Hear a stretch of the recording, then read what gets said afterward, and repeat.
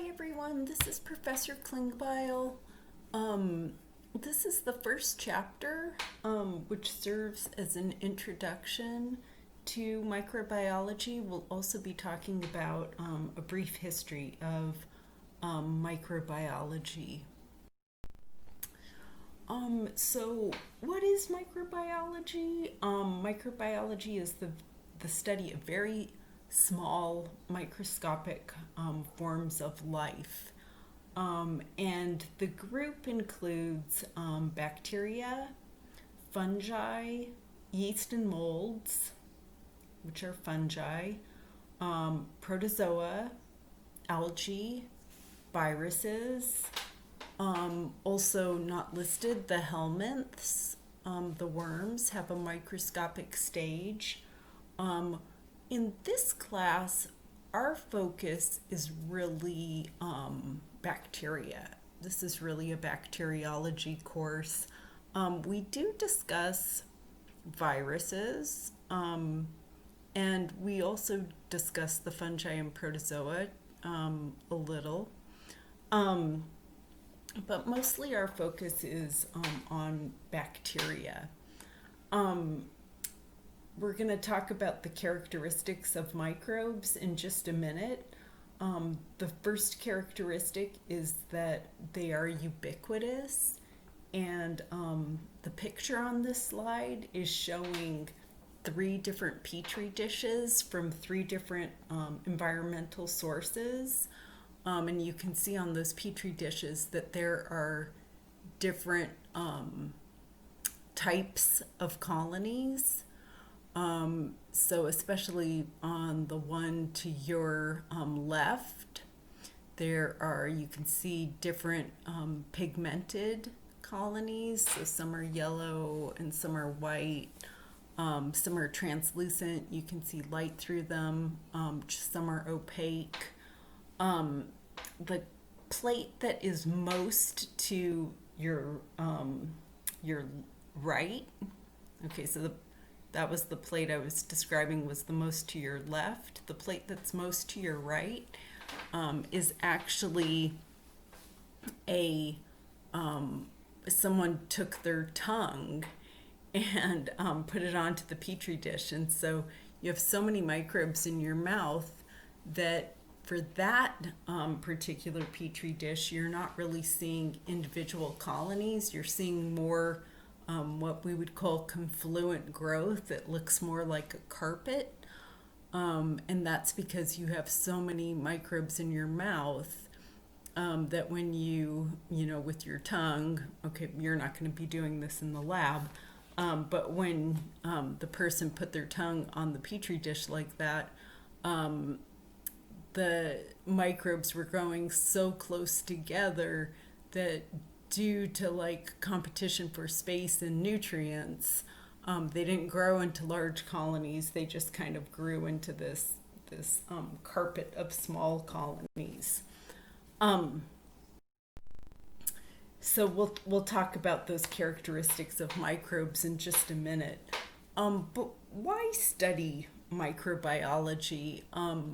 So there are so many different reasons, and really there are so many different courses you could take. Like, say for instance, if you were a microbiology major, you could take a course on recombinant DNA, or you could take a course on medical microbiology, or you could take a course on mycology. Okay, it could just be the study of fungi. For us, for this class, I put this reason up first, pathogenicity. This is the reason that we are the most interested in microbiology, is to look at how microorganisms cause disease, and to learn how disease are transmitted, and really to learn what factors, we could even call them virulence factors, microbes have that make them infectious, and how they cause disease, and how they can be controlled. And those are all topics that we'll talk about this semester. Um, Another reason to study microbiology would be bioremediation. I don't know if you know what that is, but just in the most recent oil spill that happened in the Gulf of Mexico, they actually used microbes to clean up the environment. And there are species, okay, that's what that SPP means, of Pseudomonas, naturally occurring species of Pseudomonas that can degrade oil. Okay, so you could use a naturally occurring species, or you could use a genetically engineered microorganism. You could release that into the environment, and they could. Pseudomonas has such low nutritional requirements that they can actually degrade oil and use it as a carbon and energy source to grow and divide. And in the process, they clean up the environment. Okay, that's what's referred to as bioremediation. Okay, another reason to study microbes is microbes play a huge role in our web of life. If you think about like a self-sustaining ecosystem that has producers and consumers and decomposers, microbes can play all of those roles. So they could be producers, okay, so they could be photosynthetic and produce their own carbohydrates, okay. A bacterium like E. coli is not photosynthetic. It would be considered a consumer, and so it would get its carbohydrates ready made, okay, like us, right? We are heterotrophs. And then other microbes would be decomposers. So they would decompose, they would break down the dead things to return that carbon back into the atmosphere, because the amount of carbon in an ecosystem is a finite substance. So that would have to be returned into the atmosphere as CO2 for photosynthesis to continue. Microbes have also played a huge role in fundamental biology. So if you think about, like, for instance, all of the metabolic pathways and the enzymes and, the sequence, basically, microbes were used to work all of those pathways out. Also, geneticists, in a very famous experiment using bacteria and bacteriophage, okay, which are viruses that infect bacteria, determined that the hereditary material was DNA and not protein. So that was something that they didn't know, and they worked that out using microbes. So microbes play a huge role in fundamental biology. Microbes also play a huge role in biotechnology. E. coli is really the workhorse of biotechnology. When you think about, like, genetic engineering, producing human proteins like insulin or human growth hormone in bacteria, that is usually done with E. coli. And the reason why E. coli is so useful and so important is because compared to human cells, E. coli has a very rapid growth rate. So it can divide every 20 minutes, whereas human cells would take more like 24 hours to divide. Also, okay, E. coli is going to have very simple nutritional requirements So the experiments can be done and the proteins can be produced very cheaply, okay, whereas human cells would be more fastidious and require more growth factors that could be very expensive. Microbes can also grow in suspension, and this will be something that you'll be seeing throughout the semester. So they can grow, if you ever think of like something some food that you had that became contaminated, if it was liquid, it would look turbid, right? So those are the microbes that are all in suspension. We'll talk more about this when we get to chapter 13, but human cells require a surface to attach to. And so that's a little bit more expensive. Okay, when you think about growing a culture, like we can grow microbes in a flask, but we would have to use like sterile plastic for human cells to adhere to, and then you only have like a certain amount of surface area. So that is a lot more expensive to grow human cells versus growing bacteria. Another reason that microbes are so useful in biotechnology is that they produce antibiotics. So antibiotics can be isolated from microbes. Okay, here I've put down as an example Penicillium notatum, which produces the antibiotic penicillin. But antibiotics can also be isolated from bacteria, like for example from species of the genus Bacillus produce antibiotics as well. Okay, so they're important in that way as well. So here's that list of characteristics of microbes that I was mentioning, and the first one them being ubiquitous. So microbes can grow in environments that you would even think would exclude life. So I don't know if you've heard of the microbes that can grow in boiling hot springs, for example, or microbes that can grow in the Dead Sea. Okay, the Dead Sea that they thought was dead, that nothing could grow in it. There are actually microbes that can grow in there.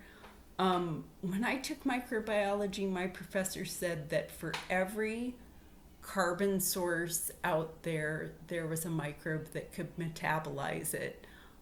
So we're going to talk about metabolism for microbes, and we'll see that microbes actually have many more forms of metabolism than we do. Okay, and that allows them to live in even extreme environments, okay, and to be ubiquitous. Microbes are microscopic, and like I mentioned, there are some microbes, like for instance the helminths, the worms, that are not microscopic, but they have a microscopic stage, and so they're grouped with the microbes. Microbes can range in size from a typical bacterium would be maybe 0.5 to 4 micrometers in diameter, or length, and then maybe the largest protozoan would be about 100 micrometers in length. A very, very small virus could be about 20 nanometers in diameter. Okay, and we'll talk about our microscopes that we use in the lab, our compound light microscopes. We would be able to see anything that was greater than 0.2 micrometers in diameter. Okay, that's the limit of the resolution of our microscopes.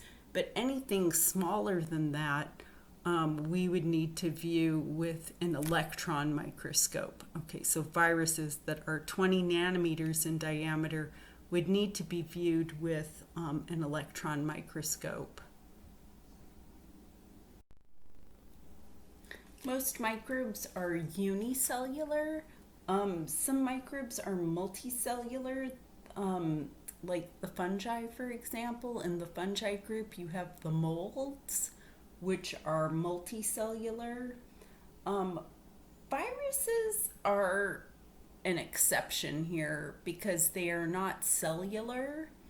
And viruses, we'll talk about this more when we talk about virology, but they are actually not considered living things.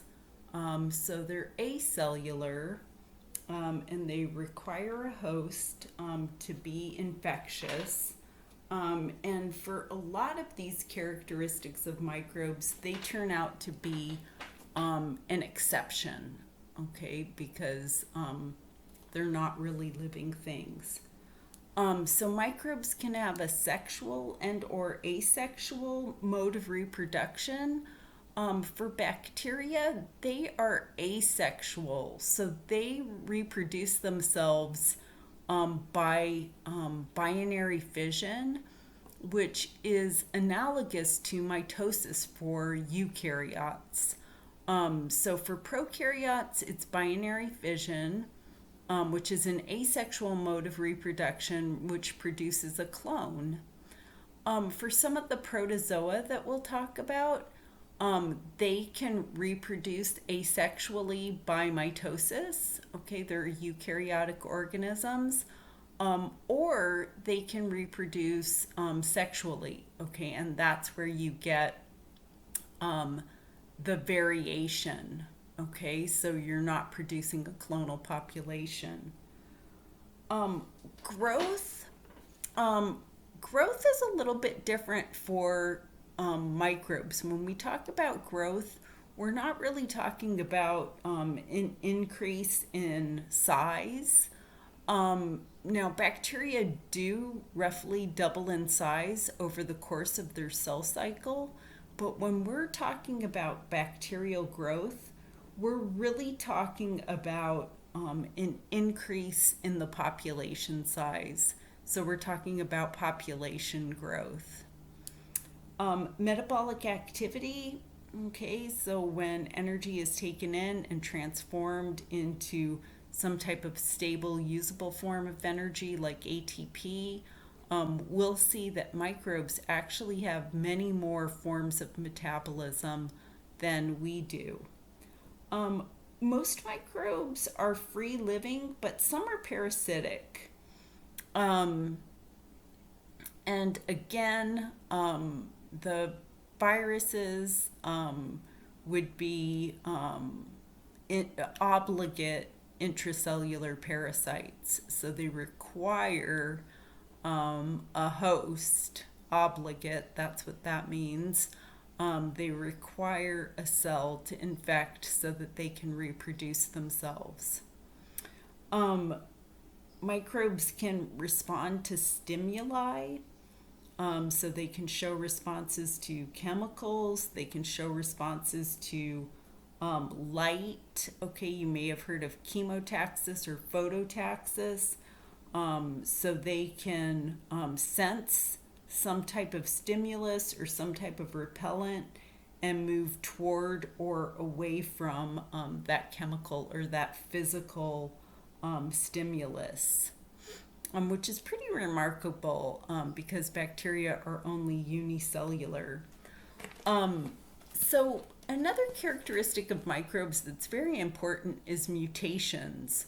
We were talking about bacteria being clonal populations, and if you think about a clonal population where everything is exactly the same, if there's an antibiotic and it can kill one member of that population, it can kill every member of that population, right? Because they're all the same. And actually, when antibiotics were first discovered, a lot of people thought that by the year 2000, infectious disease would be completely eradicated.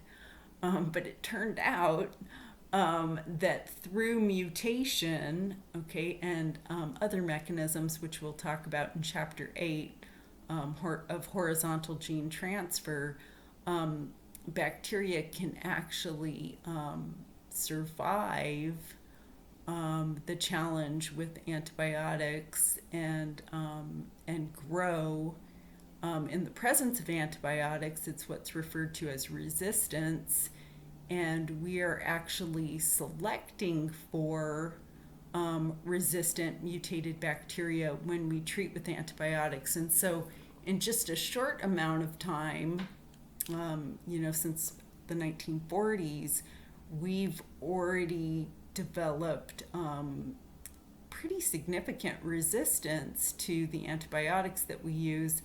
And I think in a very short amount of time, we will probably see people succumbing to diseases that were once easily cured with antibiotics, but now due to resistance, it's not so easy to cure them.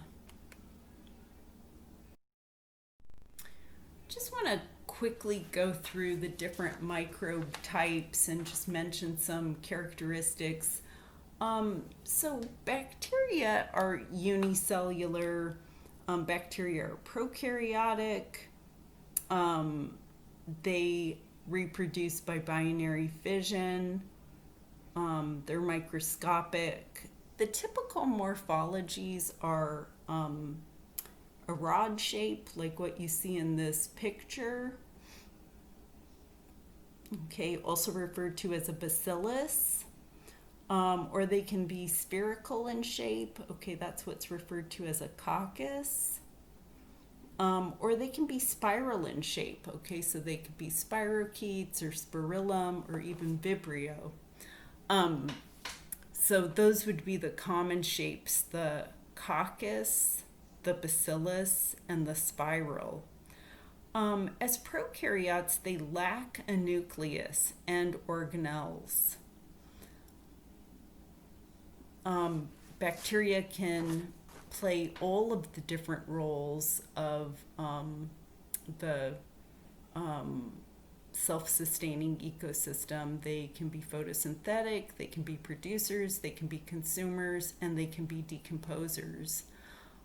This bacterium that you see in this picture right here is Klebsiella pneumoniae, and it is a bacillus, a rod, and the cluster of these rods that you're seeing right here is not really the way they occur in nature. It's more what you would call an artifact of the preparation. So somehow when they were preparing this scanning electron micrograph, that's what that SEM means.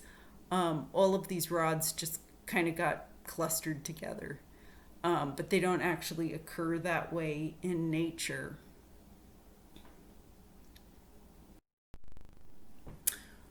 So other microbe types are algae and fungi.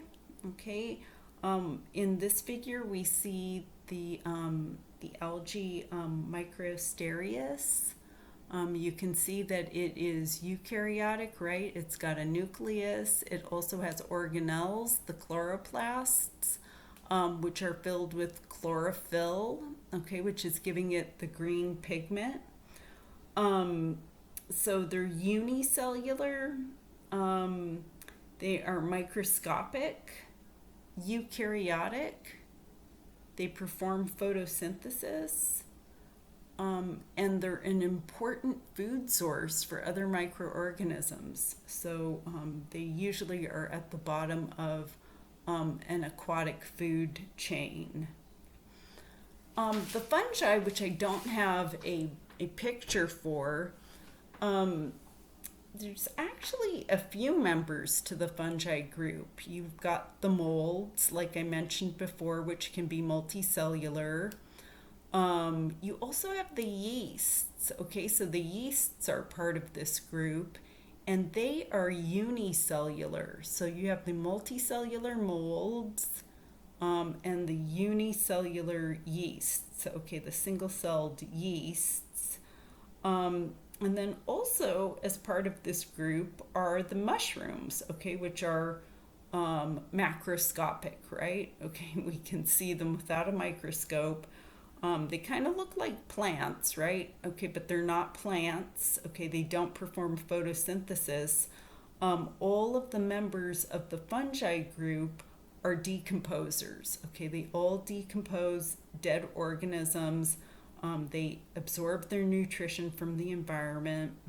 Okay, they're all eukaryotic. Okay, domain eukarya. We'll talk more about that in chapter 10. And kingdom fungi. Okay, so they all contain nucleus and organelles. The fungi group are of medical importance. Okay, so we talked about the fungus, the mold Penicillium, right, which produces penicillin. Also, fungi can be agents of disease. Okay, like for example, ringworm, okay, is caused by not a worm, but a fungus.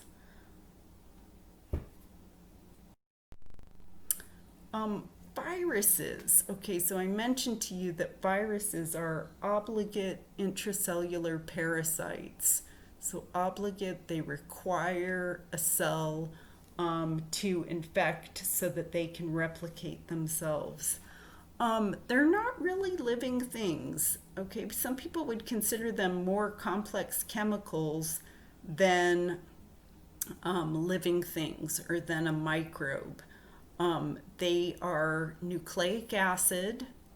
Okay, it could be DNA, it could be RNA, surrounded by a protein coat. Okay, so some people just refer to them as nucleoproteins. All right, so more complex chemicals than actually living things. They are not cellular. Okay, remember I said that they were the exception, right, when we were talking about bacteria being unicellular. They are not cellular. Okay, they're not cells. They require a host to infect to be able to replicate themselves. In this EM electron micrograph, you can see bacteriophage. Okay, so bacteriophage are viruses that infect bacteria. When we get to chapter 13, we'll talk about animal viruses, all right, like polio, HIV, etc. But we'll also talk about bacteriophage, okay? And you can see in this electron micrograph that bacteriophage have a complex protein coat. Okay, so they've got kind of a polyhedral head, and then they have this elongated sheath region, and then they have tail fibers. Okay, so you can see that these are multiple bacteriophage, like what, eight bacteriophage in this electron micrograph. Okay, and then just to talk about one more microbe type, the protozoa. This is an amoeba that you're seeing right here, okay, would belong to the kingdom Protista. Okay, we'll talk about that when we get to chapter 10. Part of the domain Eukarya, okay, so domain Eukarya has eukaryotes in it, which have nuclei and organelles, okay, and you can see that here. You see a lot of vacuoles with the amoeba. The protozoa, some of the protozoa are actually parasitic, and they have different forms of motility. The amoeba would move by amoeboid movement, so it could rearrange its cytoskeleton and extend its pseudopods, and that's how it could move and basically go after and engulf its food by extending its pseudopods. There are other protozoa like the paramecium, okay, which have cilia, right? Or even other protozoa types that are flagellated, that have a flagellum. So many different types of motility with the protozoa.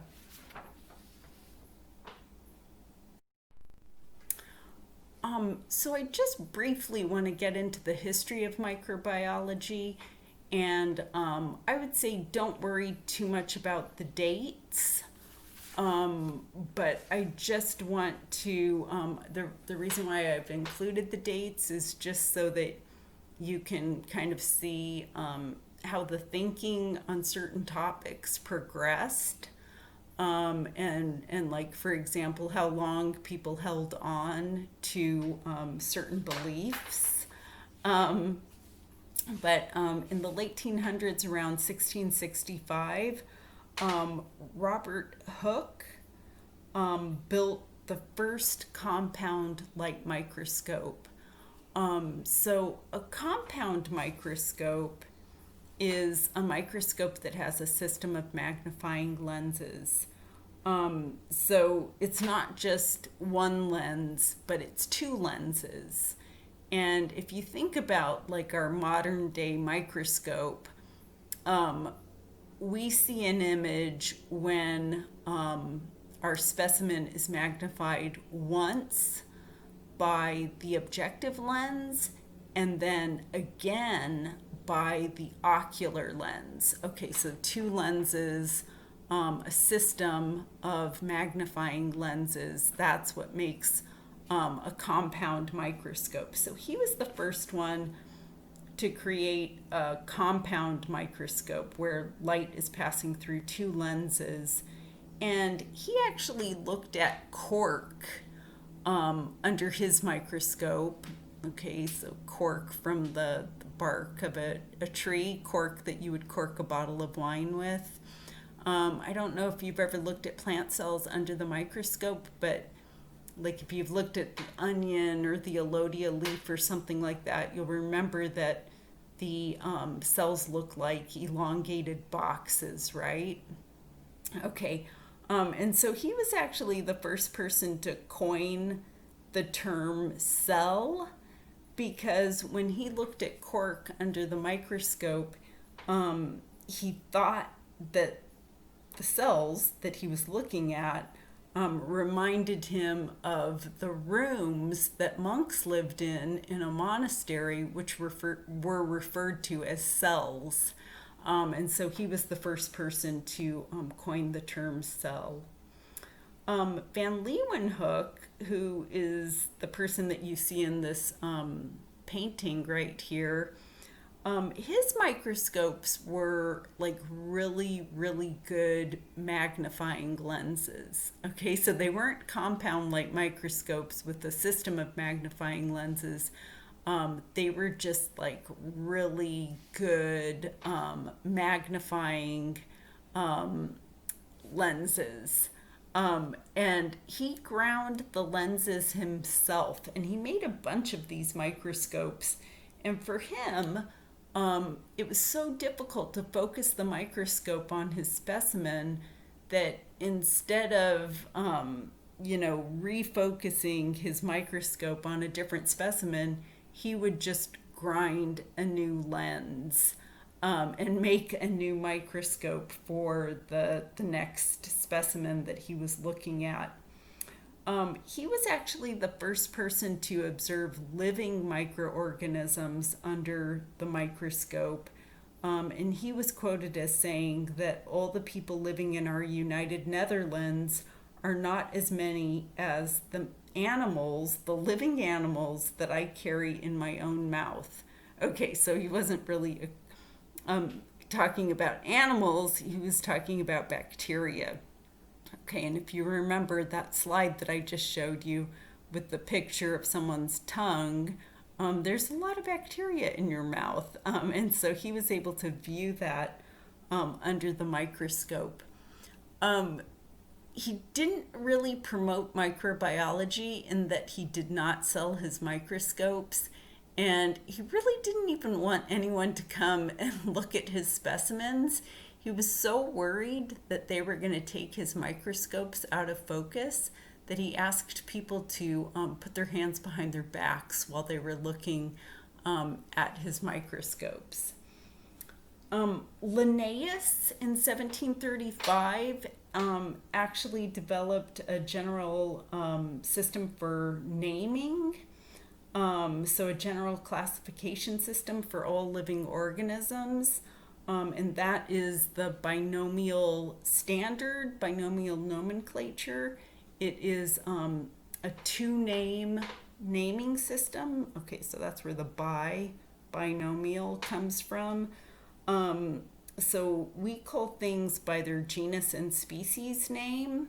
Okay, and we'll talk more about that when we get to chapter 10.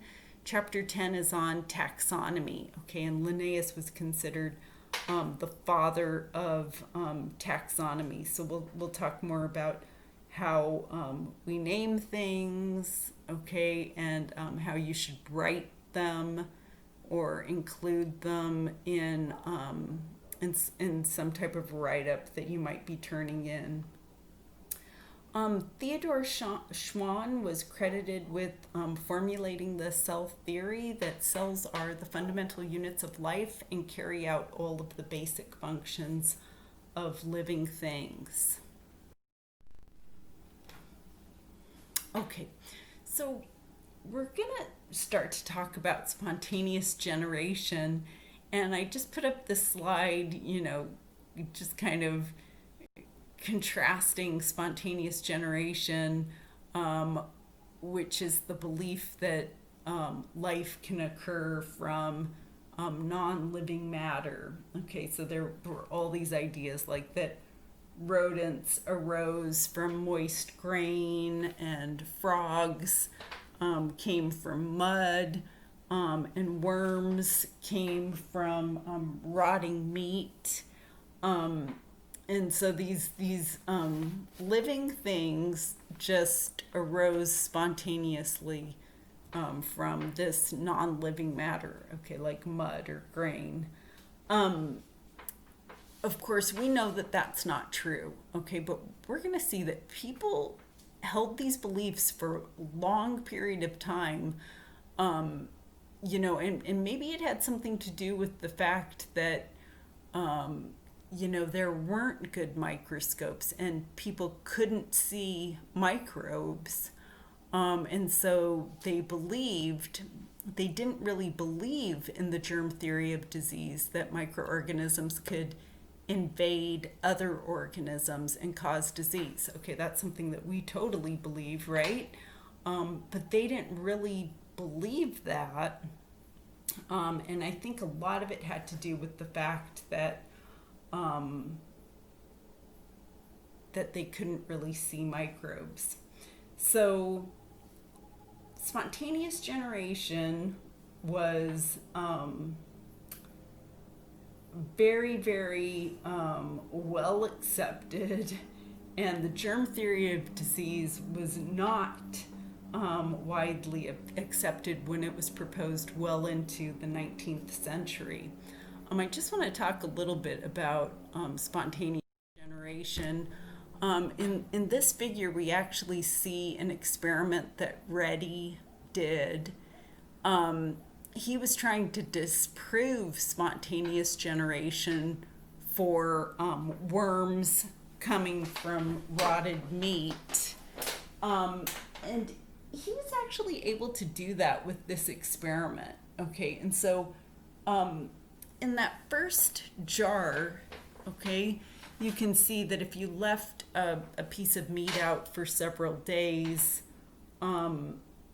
maggots would probably start to develop. And this was something that people observed again and again. And so they actually thought that they were being pretty scientific with spontaneous generation. So in science, you repeat experiments, okay? So you have to be able to repeat an experiment for it to be scientific. And they could reproduce this, okay, where you could get maggots from meat. So, he set out to disprove this idea. And so basically what he did was controls. Okay. So in the first jar, okay, he didn't think that the maggots were coming from the meat. He thought that the maggots were coming from the flies, okay, which were settling on the meat. And so in the second jar, he prevented the flies from coming into contact with the meat, and the maggots didn't form. Okay. And then in the third jar, he put gauze on top of the jar, and the rotting meat attracted the flies, and the maggots were on top of the gauze, okay, not directly on top of the meat. So this actually satisfied people, and they were willing to accept that spontaneous generation did not occur for animals. Okay, so they were willing to accept that frogs probably didn't come from mud, and mice probably didn't come from grain, and these maggots didn't come from meat. But they still held on to the idea that microbes spontaneously generated.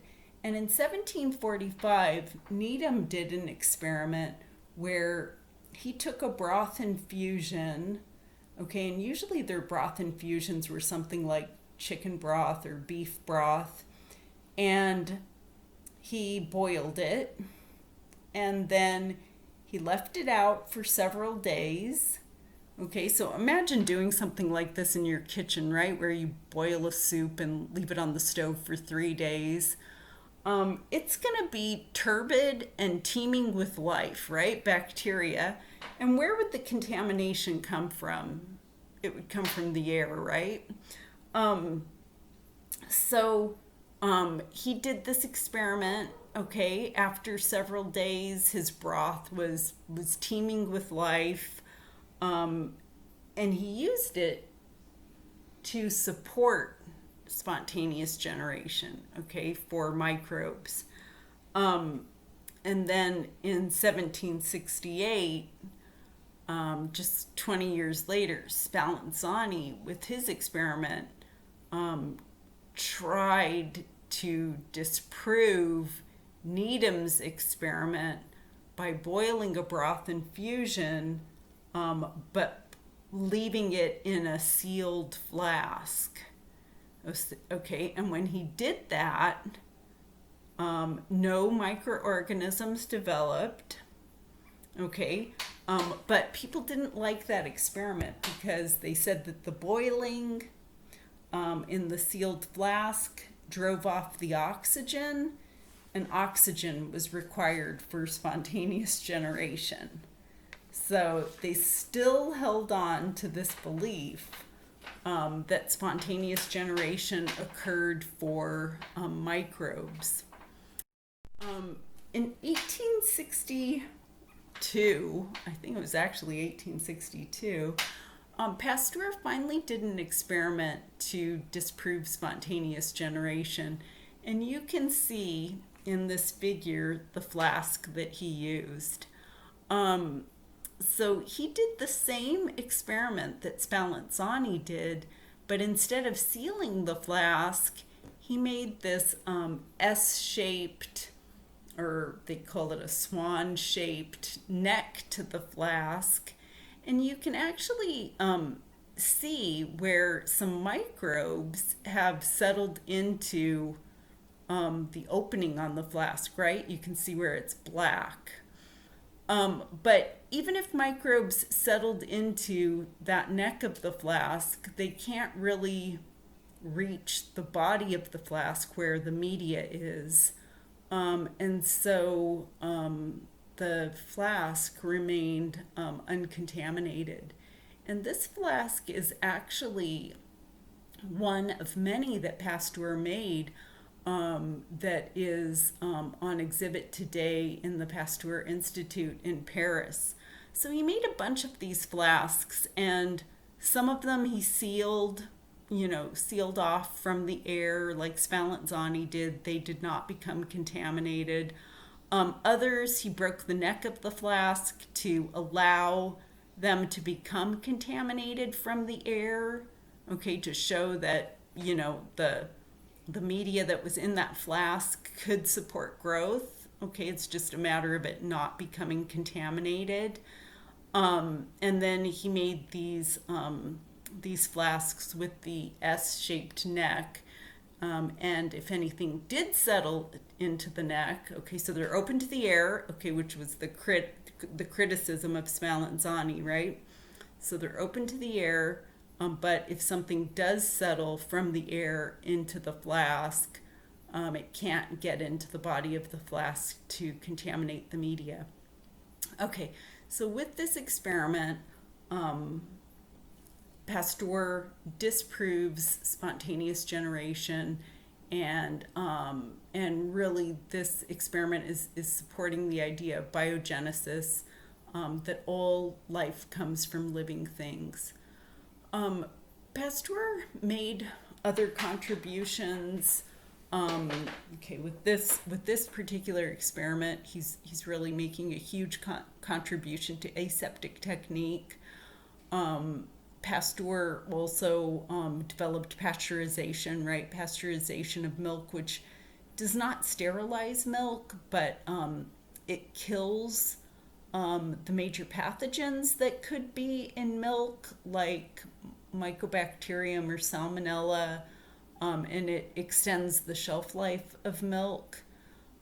He also developed a rabies vaccine from the dried spinal cords of infected rabbits, and he never intended to use it on people, but some people brought him a boy that had been bitten by a rabid dog, and he actually used his vaccine to treat that boy.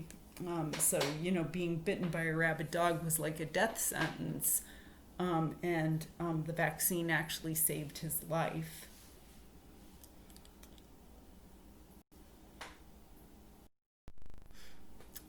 Other important contributors to microbiology would be Koch. Okay, and here are Koch's postulates. Koch also developed pure culture technique, and this is going to be something that we are going to use in the lab. Okay, so when you get a culture, like say from an animal, it's going to be a mixed culture. It's not going to be a pure culture. So how do you purify the agent that you're interested in? You would actually use a petri dish, and you would streak that petri dish with a loop, okay, containing the bacteria. And the idea would be that you would put down a single bacterium that would grow and divide and give rise to a colony, and that colony would be a pure culture. Okay, but back at his time, this technique had not been developed, and he knew that he needed solid media, right? Okay, so you can't do this in a liquid culture. You would need to spread the bacteria out on some type of solid media. And in the beginning, he used potato slices. Okay, so he tried to spread the bacteria onto a potato slice. It was actually the wife of one of Koch's colleagues that suggested using agar, adding agar to their broth infusions. So her name was Angelina Hess, and she suggested that they add agar as a solidifying agent to their broth infusions. So she used agar in cooking, okay, as a thickening agent to make gravies, okay, or sauces. But she suggested that they use a higher concentration to actually solidify their nutrient source, okay, the broth infusion, and then to streak their bacteria onto that solid medium. Okay, and that was actually the way that Koch isolated cholera, anthrax, and tuberculosis. Okay, and he used those pure cultures in his postulates. So his postulates state that the specific causative agent must be found in every case of the disease, okay, for it to be the disease agent. And you need to purify that disease organism in pure culture. Okay, so he would be using his streak plate, his pure culture technique. And then you could take that organism that you have a pure culture of and inoculate a healthy but susceptible animal to produce the same disease. And then you should be able to isolate the disease organism from the inoculated animal. Okay, so that inoculated animal gets the disease, and then you should be able to recover the disease agent from it. Okay, so he was able to, with his pure culture technique, identify the organism that causes anthrax, okay, the organism that causes cholera, the organism that causes tuberculosis. And really now with his postulates, he's also developed a method for the development of the germ theory of disease, okay, that microorganisms can invade other organisms and cause disease. Semmelweis and Lister were really true pioneers of antisepsis. Semmelweis promoted hand washing, and Lister, which was, unprecedented, and Lister actually used disinfectants in his surgery, which was also unprecedented, to clean your surgery. And he also used that same disinfectant as an antiseptic, so he put it on bandages. And what he found was that there was a huge reduction in post-operative infections. So Semmelweis, okay, that's who you see in the stamp right here, he was actually a really interesting person. What he noticed was that women who gave birth at home had a lower incidence of an infection called childbed fever, okay, which was a bacterial infection caused by Streptococcus pyogenes, okay, which is the same agent that causes strep throat, okay. It can cause something called childbed fever, which is very serious, and if it's left untreated, it can develop into septicemia, and then it's oftentimes fatal. So what he noticed was that women who gave birth at home had a lower incidence of this disease than women who gave birth in a doctor's maternity ward. And he also noticed that a lot of the doctors were coming straight from the morgue, okay, where they were dissecting dead bodies, and going straight into the maternity ward without washing their hands. So he tried to promote more sanitary practices. He tried to promote hand washing. He actually did a study where he had doctors wash their hands, and what he found was that the mortality rate dropped from between 10 and 35% to less than 1% if doctors washed their hands with an antiseptic solution. He published his findings And if you can believe it, they were not well received. So in the 1800s, the attitude was that the upper class um, practiced medicine. So the upper class, they were doctors. I mean, they were gentlemen, right? The doctors were gentlemen. And so the idea was that gentlemen's hands are clean, and doctors are gentlemen and their hands are clean. So basically, he was ridiculed, and he was scorned, and he ended up in a mental institution, and he died at a really young age. He died at the age of 47. Okay. And it's something that today, okay, we accept, right? That, hand washing is super important in the reduction of the transmission of disease. Okay, but at the time, it was, he came up with this. He even had scientific results that were published, and people still rejected this idea. Lister, okay, like I mentioned, he used chemical disinfectants in his surgery. He used the same disinfectant as an antiseptic on bandages that he used post operations.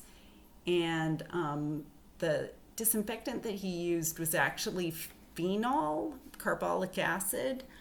And today we don't use phenol in its original form because it has a really off-putting smell, and also it's kind of harsh on the skin. Okay, so we don't really use it. We use derivatives of phenol, which are referred to as the phenolics. Okay, and we'll talk more about those when we get to chapter 7 and we talk about the disinfectants. But he used phenol as his disinfectant and as his antiseptic, and the results were good. Okay, so both of these people were very important in the fight against antisepsis.